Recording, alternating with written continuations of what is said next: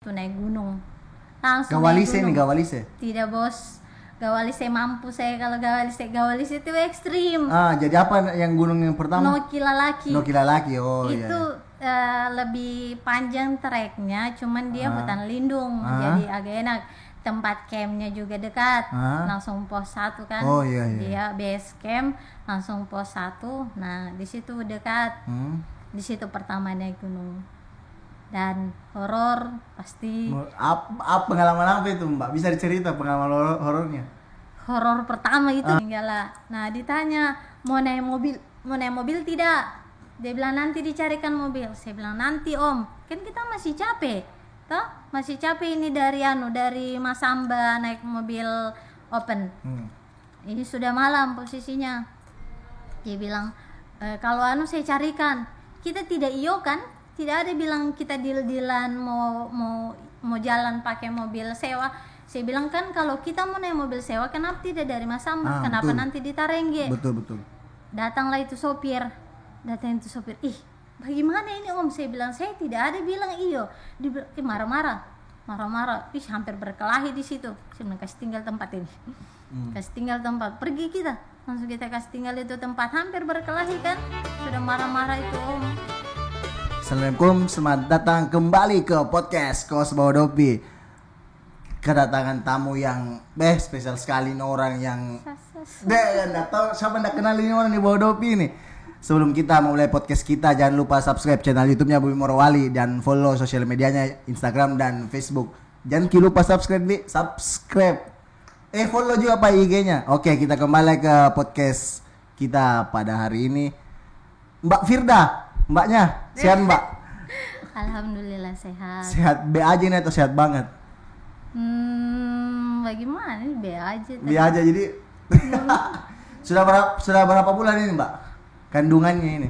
Alhamdulillah mau 7 bulan. Mau 7 bulan? Oke, saya tertarik dulu bahas ini dengan ini Mbak, kisah cinta ini Mbak. Dari mana ketemu suami Mbak? Kisah cinta ya.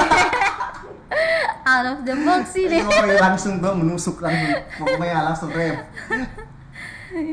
Dari mana ketemu suami Mbak? Ketemu suami itu di komunitas Vespa. Jadi awalnya itu dia kan sudah masuk komunitas Vespa, tapi selama hampir 1 tahun saya di sini itu saya belum pernah ketemu. Nah pas saat itu di kedainya Mazda, nah dia lewat di pasar malam Iya di pasar malam situ kan, lewatlah dia. Saya bilang ini anak dari mana, kenapa baru muncul tuh motornya juga baru saya lihat. Nah dari situ dia ikut ke pestanya Om Ivan kan waktu menikah. Nah mulai ternyata dia sudah gabung, dia sudah lihat pas di mana acaranya Vespa deklarasi. Ternyata dia sudah lihat, tapi saya tidak pernah lihat di situ. Belum Mungkin tidak notice. Saya tidak notice dengan ini orang, saya maksudnya tidak pernah saya lihat. Ternyata juga sudah ketemu di Jeti. Habis acara kan tamu ke sini kan? Iya betul. Ke Jeti Lalampu itu ternyata juga sudah ketemu, cuma saya tidak pernah lihat, saya tidak pernah perhatikan. Nanti pas di Mazda itu terus keduanya pergi sama Om Ivan. Dari situ mulai saya bikin open trip ke Sambori, dia ikut, mulai chat. Dari situ belum ada chat. Nanti ke mana ini? Malili, acara Malili. Oh yang kacau balau, kacau sekali. Yang kacau memang. kacau sekali. Jadi di situ dia ajak, dia bilang ikut saja Male, kan begitu kan kalau kita ikut saja mana, dia bilang ke Malili ada di Akang.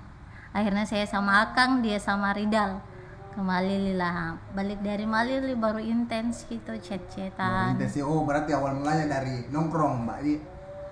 Jarang juga, pokoknya awalnya itu dari Malili mulai ini. Intens mulai chat-chatan. Berarti mulai di awal dari acara Vespa di intensnya nih. Dia sudah perhatikan, tapi saya tidak pernah lihat dia. Berarti masih terskip dulu mungkin saya salah fokus. Mbak Firda ini S2 Alhamdulillah S2. Di S2 di mana ini Mbak Fir? Kebetulan UGM Jogja berarti saya dengar ini Mbak Firda dirikan di sana taman baca begitu? Bukan di Jogja di mana Mbak? Di Depok. Oh iya. Saya kan stay di Jogja, tapi karena saya hobinya naik gunung, naik gunung, ketemulah sama anak-anak Depok. Itu ketemu pas di Gunung Argopuro. Ketemu di Jawa Timur, terus main bareng, main sama. Ke Depok lah saya main karena ke Gede Pangrango juga kan, naik gunung di sana. Nah, itu kita tidak ada inisiatif buat taman baca sebenarnya, tidak ada.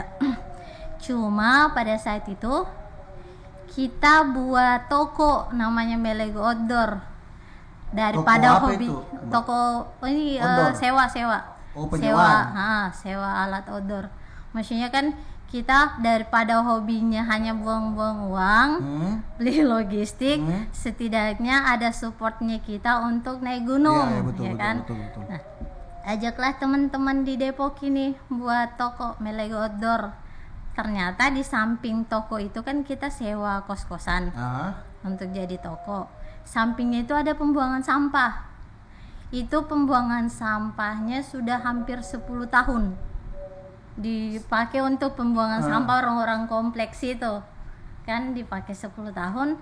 Nah kan itu kita terganggu juga kan, untuk udaranya sudah tidak bagus. Akhirnya teman-teman inisiatif lah kasih bersih. Belum ada kepikiran bilang mau buat taman lah, mau buat apa, belum. Yang penting bersih dulu. Tempat-tempatnya itu luas, sekitar 5 hektar 50 hektar 50 meter 50 meter kali 30 kan. Lumayan besar. Setengahnya lapangan bola. Iya, betul. Pokoknya begitulah besarnya. Tapi itu kan sudah tak tumpuk sama sampah. Betul. Sudah tanahnya sudah jadi hitam. Tapi tanahnya itu subur kan, tempat buang sampah. Betul. Sudah kita bersihkan. Awal-awalnya kita dapat responnya itu jelek. Respon negatif dari masyarakat setempat. Dari kompleks itu. Soalnya kan pas kita bersihkan, kita buat pondok, tapi belum ada konsep apa-apa ini, belum ada konsep. Masih sebatas membersihkan, bersih saja dulu. Yang penting bersih saja dulu tempatnya, kita nyaman, kita bisa nongkrong di situ, ngopi kan di situ ya, ngopi ngue. Betul. Sudah bersih, akhirnya kita sama teman-teman rembuk. Kan hampir jalan berapa bulan begitu. Kita rembukan ini, tempat ini mau diapakan, mau dibawa kemana, arahnya kemana. Masa kita cuma nongkrong tidak dapat apa-apa, maksudnya faedahnya apa kita nongkrong. Paling sebatas diskusi, habis di situ. Tidak ada juga pergerakan apa-apa. Nah akhirnya rembuk sama teman-teman. Saya awalnya bilang jadikan rumah singgah, karena banyak teman-teman yang naik gunung atau ke ibu kota tapi tidak punya tempat. Betul. Ya kan? Tapi teman-teman bilang bagaimana kalau taman baca. Awalnya saya tolak kan. Terus teman-teman bilang tidak apa-apa, pokoknya taman baca saja, kita kumpul buku. Akhirnya buka donasi, buku sudah terkumpul, ada pondoknya. Tapi banyak anak-anak yang berpartisipasi untuk menyumbang buku. Banyak. Soalnya kan itu persis di belakang kampus D Gunda Dharma. Pokoknya persis di belakangnya itu.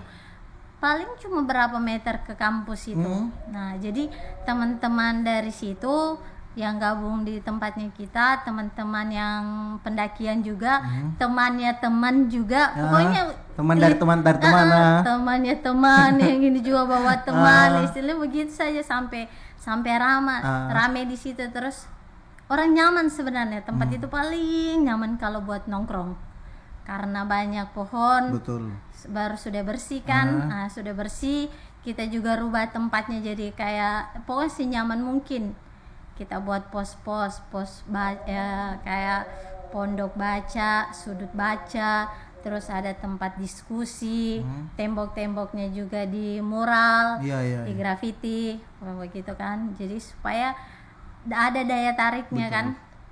Nah, tapi tidak ada progres apa-apa dari teman-teman, sebatas kita sediakan wadah, orang-orang datang, entah mau baca buku atau tidak terserah dia, ya kan. Nah, kita rembuk, masa kita cuma begini, sebatas begini toh. Nah, dari situ kita mulai buat struktur. Kalau ada strukturnya kan kita bilang, maksudnya sebenarnya kami yang inisiator pertama itu sudah tidak mau ikut campur. Karena ada yang di bawah-bawahnya kita, itulah yang bisa regenerasi lah begitu dia. Maksudnya saya juga tidak stay, temanku juga yang itu Jojo itu dia sering jalan.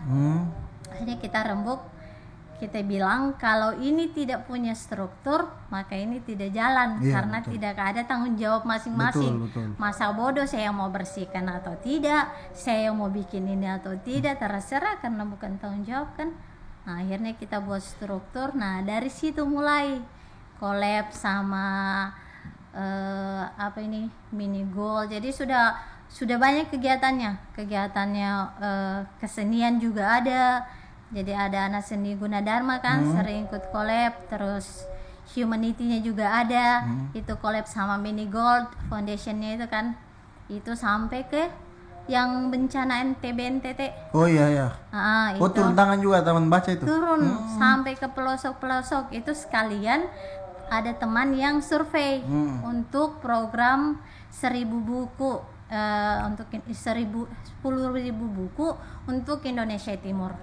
Nah, fokusnya nanti ke sana. Sudah ada berapa saung yang dibangun. Terus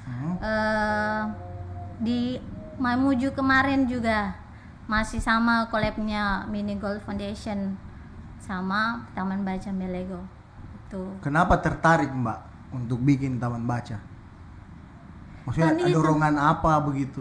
Itu hasil diskusi sebenarnya. Jadi taman baca itu kan awalnya kalau saya karena basicnya memang kita pendaki gunung kan, jadi saya bilang rumah singgah, karena saya sering jadi gembel di kotanya orang, betul. Tidak ada tempat. Pokoknya kalau bukan pom bensin, musola itu sudah sering tidur di situ kan. Jadi kenapa tidak kita bantu teman-teman? Nah, tapi ternyata teman-teman bilang taman baca saja, atau bisa juga jadi rumah singgah nantinya. Iya, betul. Begitu. Kenapa Mbak Firda tertarik untuk naik gunung? Kenapa? Ya maksudnya Mbak Mandi, kenapa harus naik gunung lah? Nah, menurut perspektifnya Mbak Firda, yang mau naik gunung itu saya mulai dari tahun berapa? 2014 berarti masih 2014 atau 2013 itu saya masih di Palu. Masih S1 di Palu.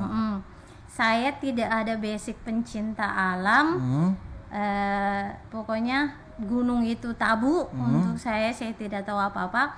Tapi di Palu itu kan dia istilahnya kota 4 dimensi, ya kan?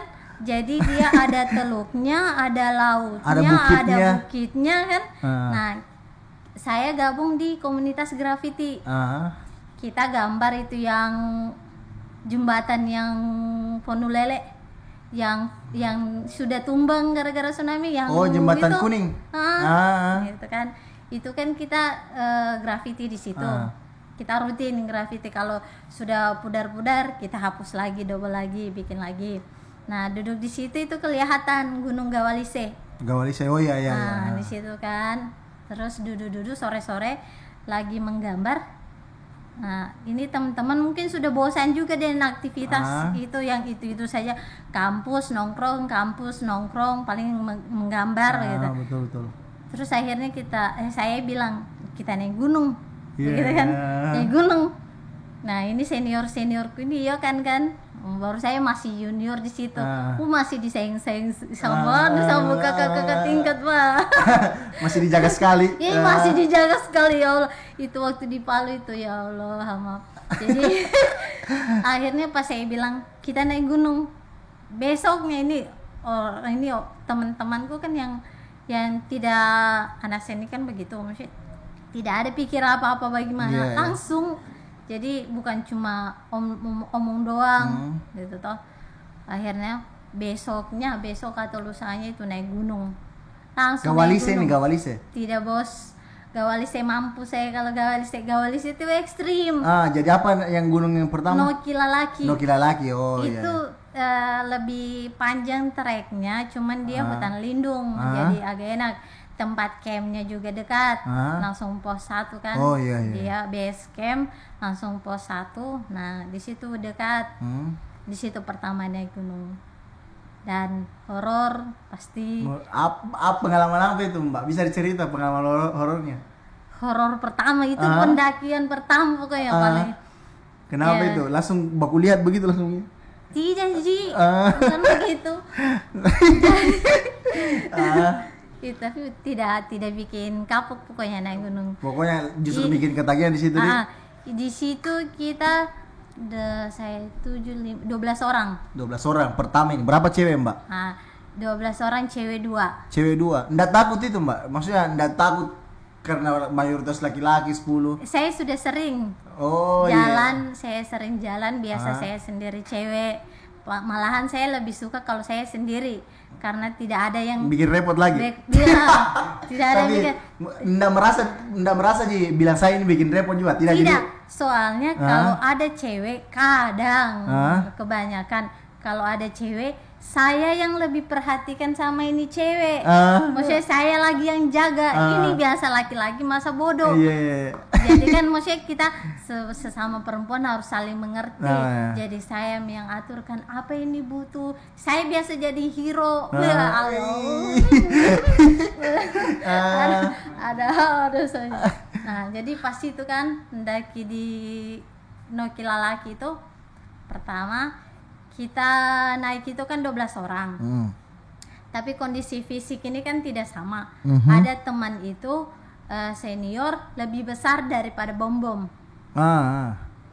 Maksudnya sudah bisa dibayangkan. Iya, betul. Sudah lebih besar daripada bom-bom. Kita jalan puncak, akhirnya terbagi jadi 2 tim.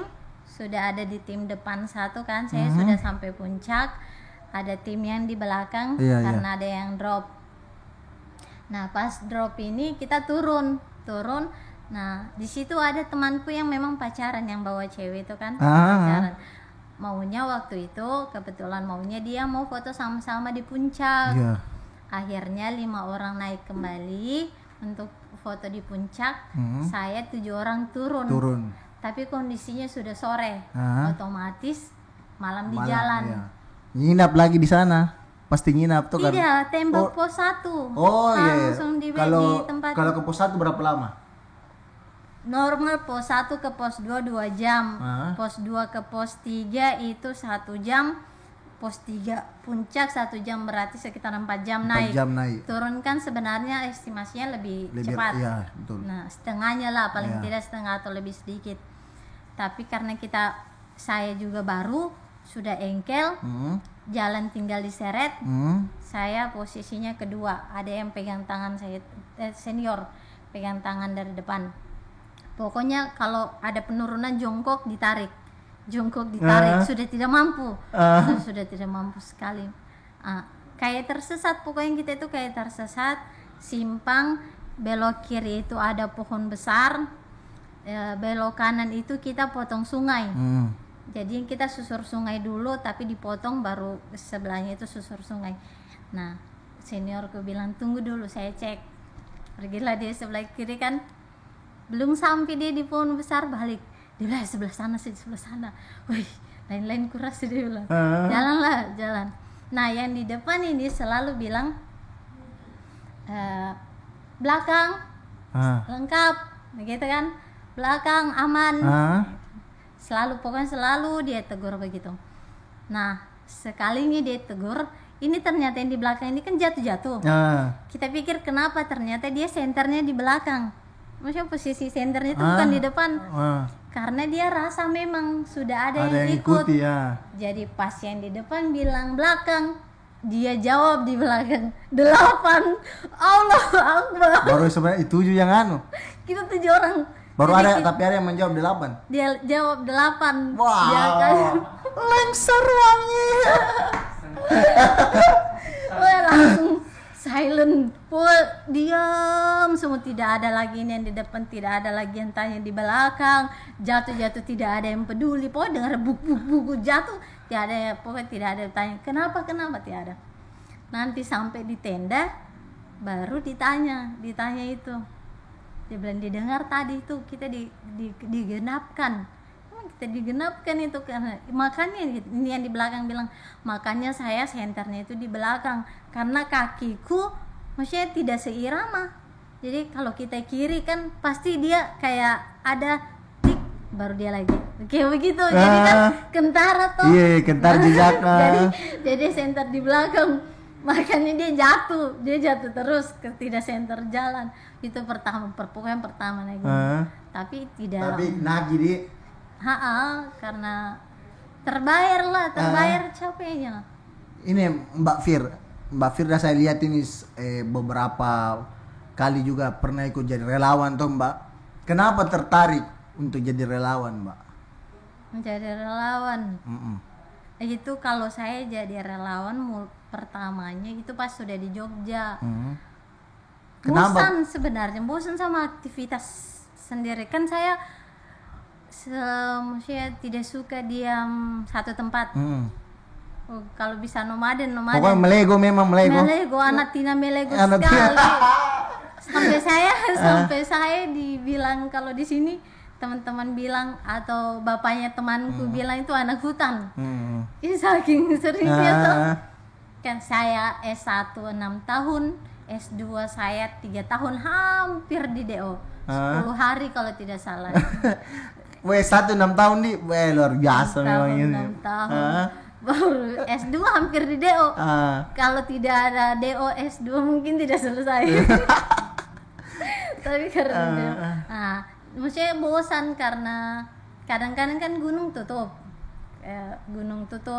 Di sana mau bikin apa, mau pergi di kota lain juga.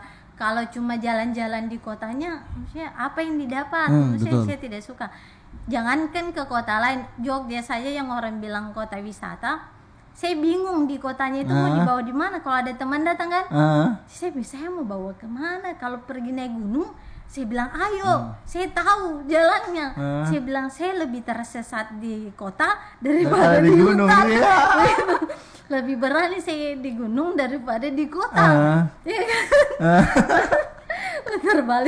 Terbalik kotaku. Jadi akhirnya adalah itu kan banyak open volunteer. Kalau di kota-kota kan banyak, entah itu yang fully funded atau self funded. Jadi kita membayar sama yang memang betul-betul dibiayai. Iya betul. Saya cobalah tes cari suasana baru kan. Itu pertama aku jadi relawan. Jadi saya tes yang fully funded tidak lolos, akhirnya saya self funded. Itu membayar 4,5 juta ke perbatasan Malaysia, Sebatik. Sebagai apa itu? Relawan apa itu? Relawan, pokoknya kita relawan itu dibagi 4 divisi, ada ekonomi, pendidikan, kesehatan, sama lingkungan. Nah, dan banyak ambil apa? Saya ambil ekonomi. Waktu itu. Jadi kan kita ada grupnya dari berbagai kota ini ceritanya. Dari segala penjuru Indonesia. Dari Sabang sampai Merauke. Jadi ketemu di Jakarta.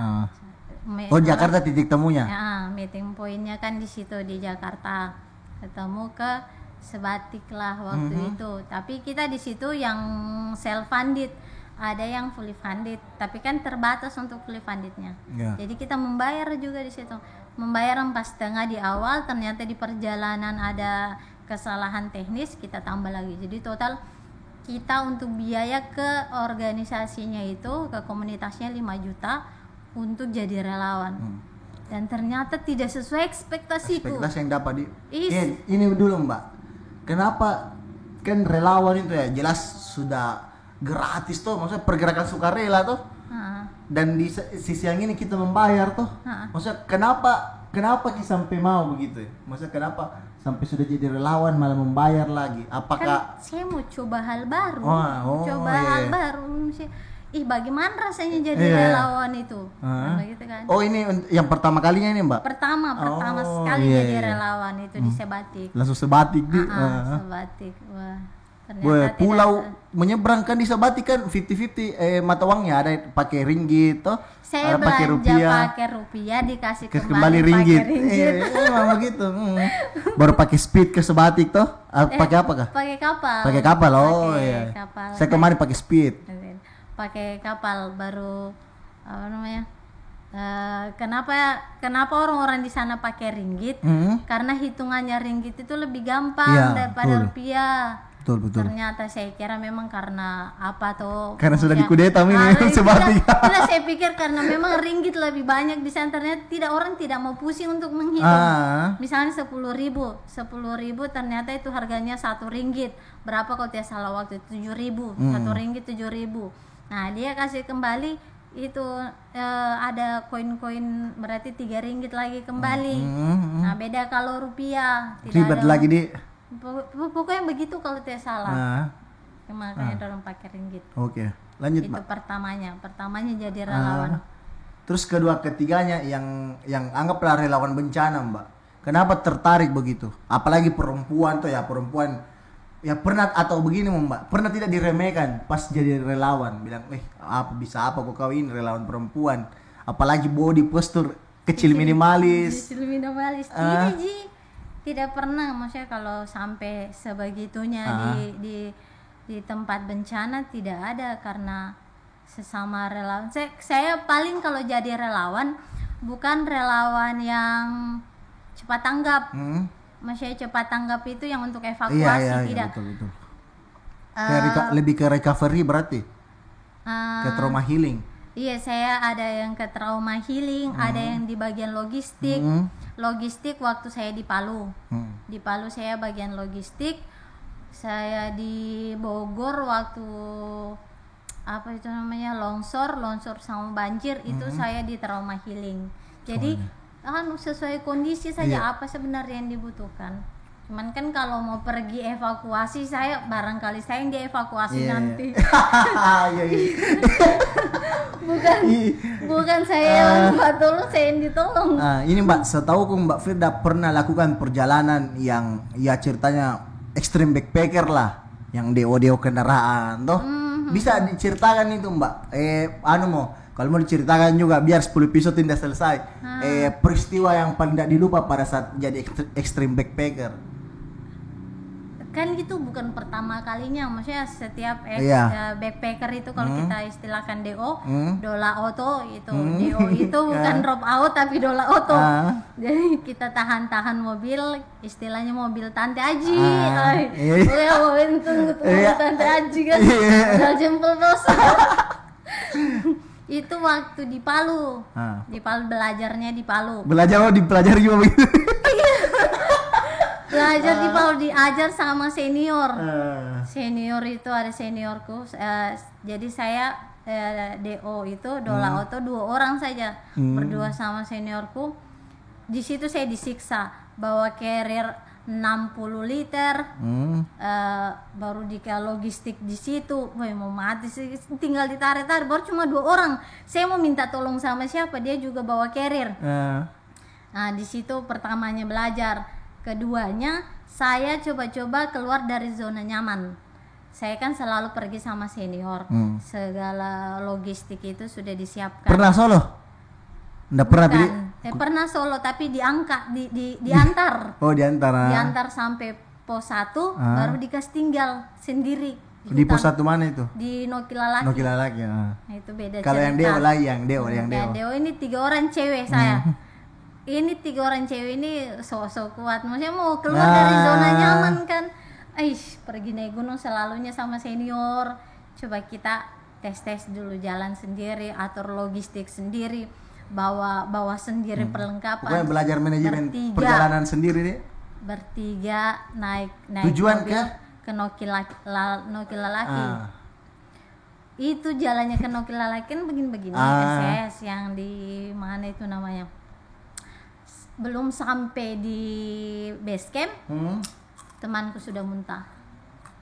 Kita hampir tak lempar, pas sampai di situ drop dia karena sudah muntah. Itu kalau sudah error, sudah rasa boker lah, sudah sudah pusing kepala lah. Ih, dikira tidak mau sampai. Untuk Berendahin aja kasih berhenti karena kita numpang tuh. Iya.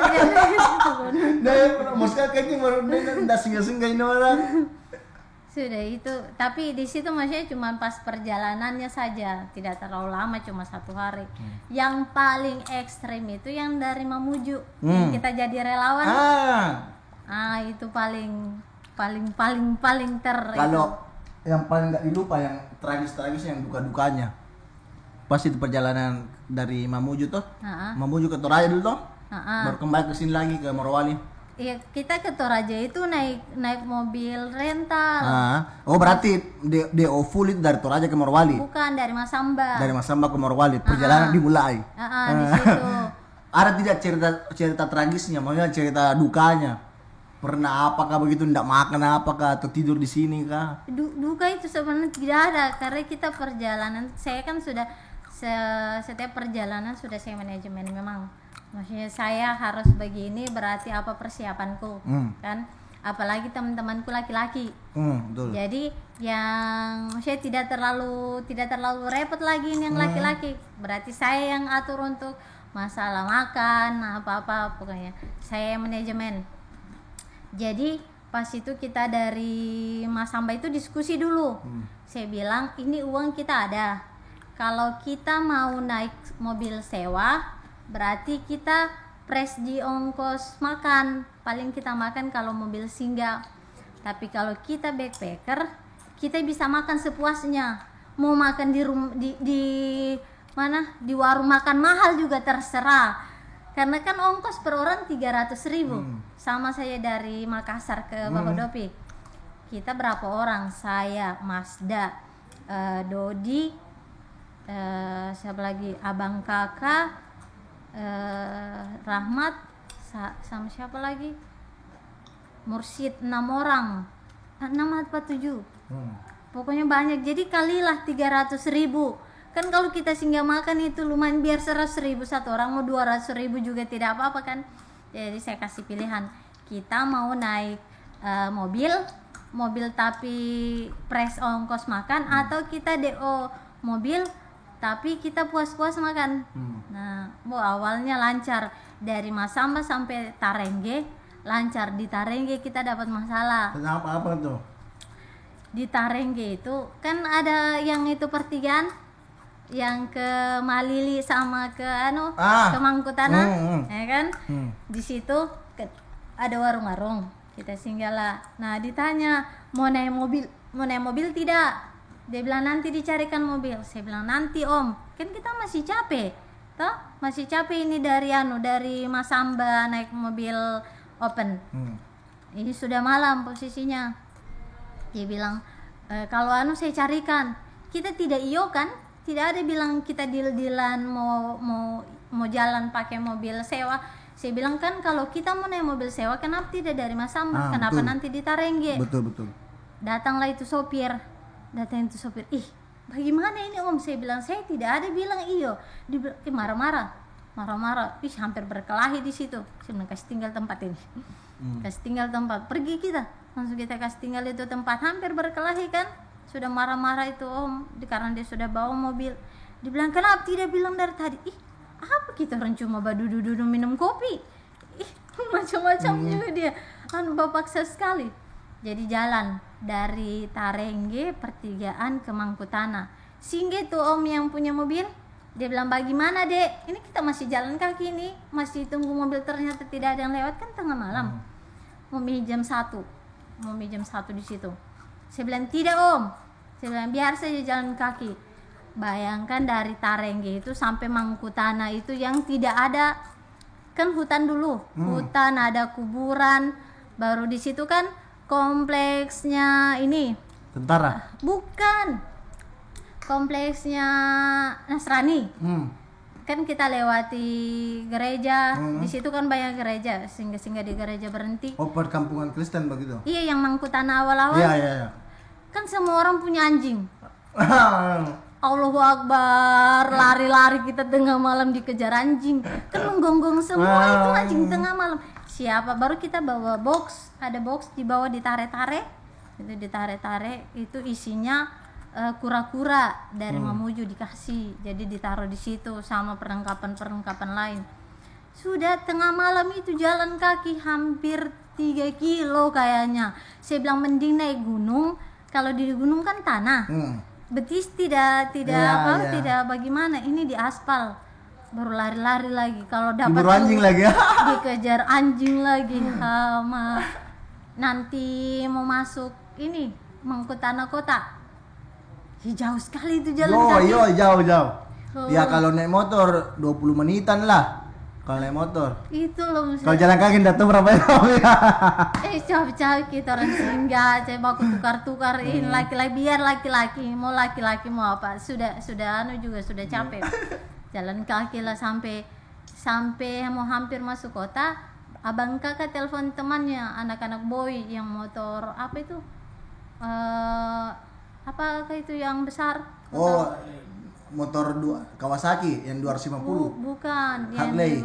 Bukan. Fiction kah? Fiction atau apa? Pokoknya klub motor lah. Motor boy kita orang bilang kan boy, yang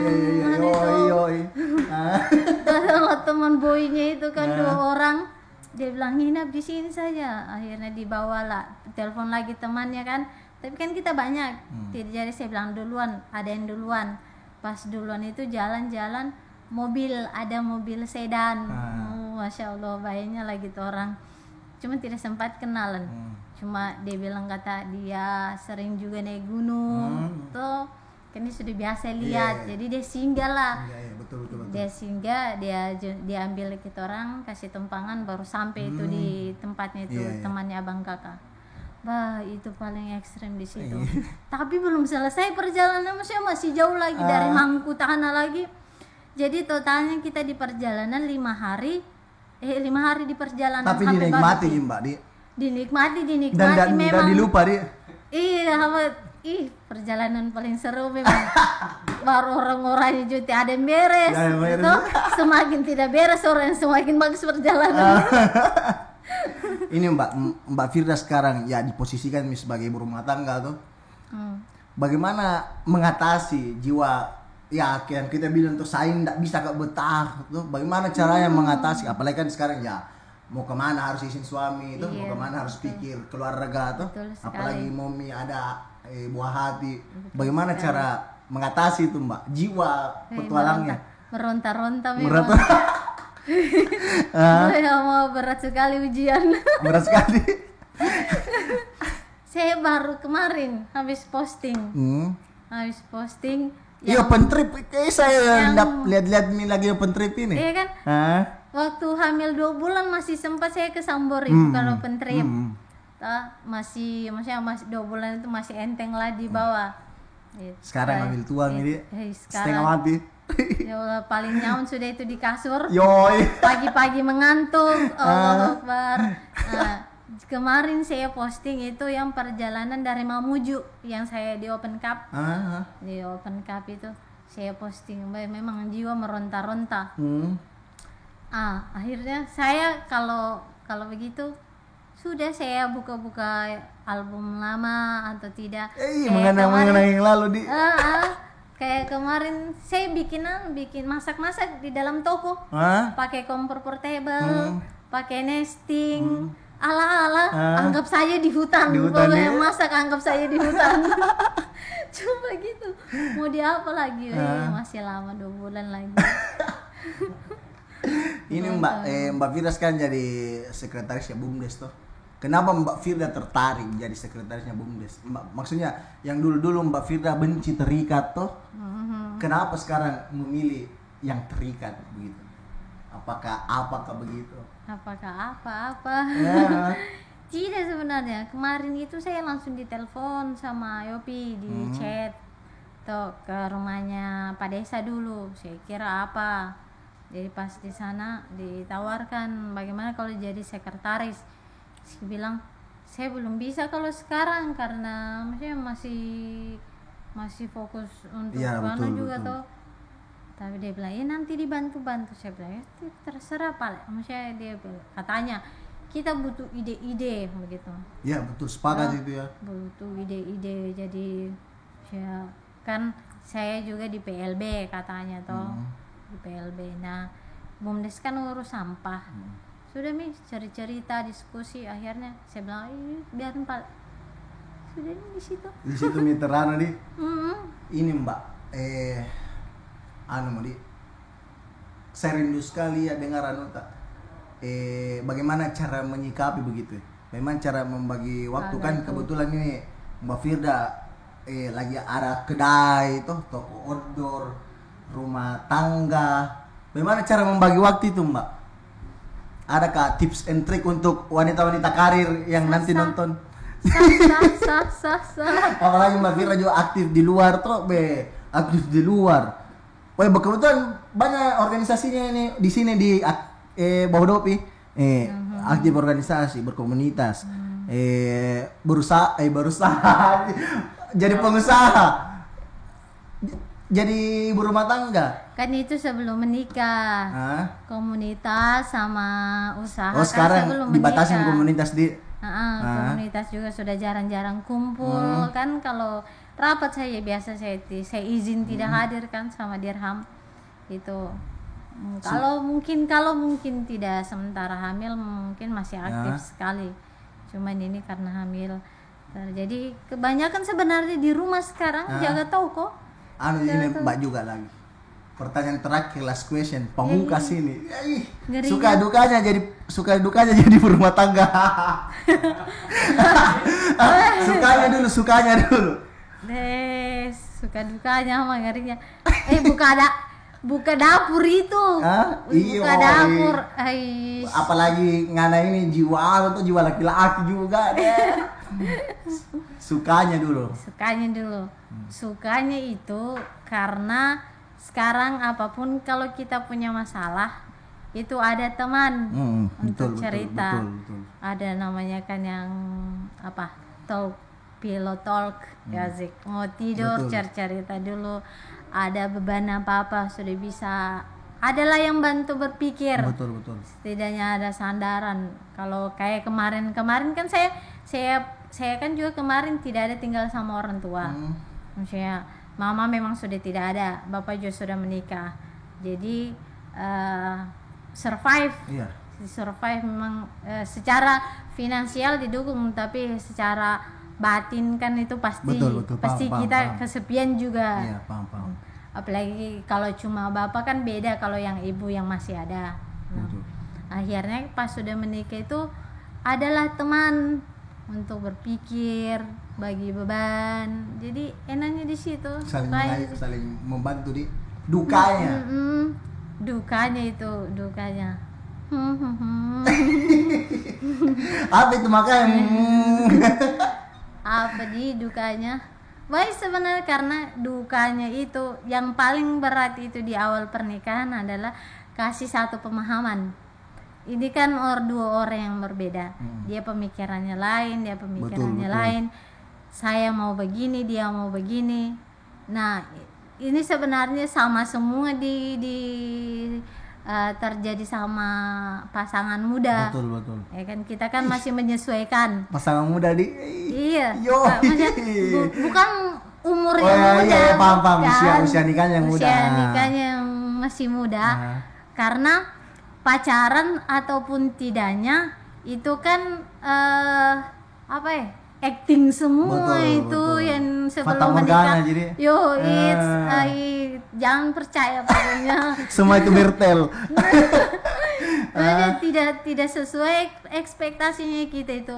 Biar pacaran mau 10 tahun kok pacaran, setelahnya menikah pasti ada yang berubah. Pasti, apalagi yang memang tidak pacaran. Betul. Ternyata begini. Nah, supaya itu bisa dilewati baru bisa bertahan, itu legowo saling terima. Tapi bukan cuma saya harus terima. Kalau saya sudah legowo, saya cerita lagi sama dia. Jangan kita begini. Kalaupun ada salahku ditegur. Kalau kita juga ada apa-apa dibilang. Pokoknya saling terbuka, sebenarnya kuncinya komunikasi saja. hanya komunikasi. Toh yang kasih berkelahi orang sebenarnya komunikasi. Saya juga bingung. Saya jurusan komunikasi tapi kebanyakan anak komunikasi yang sering berkelahi. Kasus anak komunikasi itu di komunikasinya. Kebanyakan sampai apa? Pokoknya mau siapapun itu pasti komunikasi yang utama kan. Betul. Ternyata saya belajar komunikasi 10 tahun. Tidak jadi jaminan. Gitu. Jadi belajar menyesuaikan saja. Terakhir Mbak. Ada lagi terakhir. Ada tips and triknya untuk penonton yang perempuan tuh. Bagaimana cara membagi waktu seperti Mbak Firda. Itu bilang bisa dulu yang begini, sekarang jadi begini. Sekarang jadi ibu rumah tangga sekaligus pengusaha juga. Berorganisasi juga, aktif di organisasi. Tips and triknya untuk pemirsa ini Mbak tahu. Untuk perempuan-perempuan yang mau menjadi kuat, asik.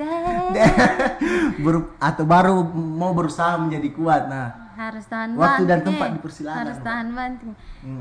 Tidak ada sebenarnya tips dan trik, hanya apa ya?